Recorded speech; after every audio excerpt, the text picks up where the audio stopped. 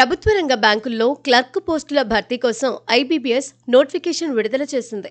దీని ద్వారా దేశవ్యాప్తంగా 10,277 పోస్టులు భర్తీ కానుండగా వీటిలో ఆంధ్రప్రదేశ్లో 367, తెలంగాణలో 261 పోస్టులు భర్తీ కానున్నాయి.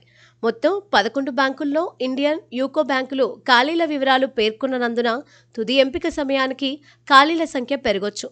ప్రిలిమ్స్ పరీక్ష విధానంలో ఎలాంటి మార్పు జరగలేదు. పూర్వం జరిగిన పరీక్షలతో పోలిస్తే ప్రస్తుతం మెయిన్స్ పరీక్షా విధానంలో మార్పు జరిగింది. గతంలో మొత్తం 4 విభాగాలకు కలిపి 190 ప్రశ్నలు, 160 నిమిషాల వ్యవధి ఉండేది. ప్రస్తుతం 4 విభాగాలకు కలిపి 155 ప్రశ్నలు, 120 నిమిషాల వ్యవధి ఇచ్చారు. రీజనింగ్ విభాగంలో ఉండే కంప్యూటర్ యాప్టిట్యూడ్ను ప్రస్తుతం తీసివేశారు. విభాగాల వారీగా ప్రశ్నల సంఖ్య, వాటి మార్కు వ్యవధిలోనూ మార్పులు జరిగాయి. ఈ పరీక్షను తెలుగులోనూ రాసుకునే సదుపాయం ఉంది. ఆంధ్రప్రదేశ్లో తెలుగు, ఇంగ్లీష్, హిందీల్లోనూ, తెలంగాణలో ఈ 3 భాషలతో పాటు ఉర్దూలోనూ రాయవచ్చు. పుదుచ్చేరిలో కూడా ఈ పరీక్షను తెలుగులో రాసే వెసులుబాటు ఉంది.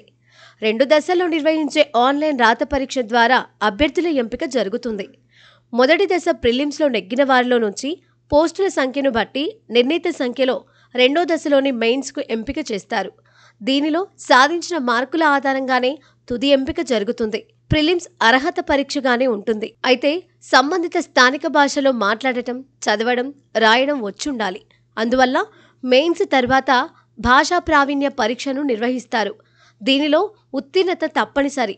అయితే అభ్యర్థులు 10వ తరగతి ఆ పైన చదివిన వాటిలో ఆ స్థానిక భాష ఒక సబ్జెక్టుగా ఉన్నట్లయితే భాషా ప్రావీణ్య పరీక్ష రాయనక్కర్లేదు.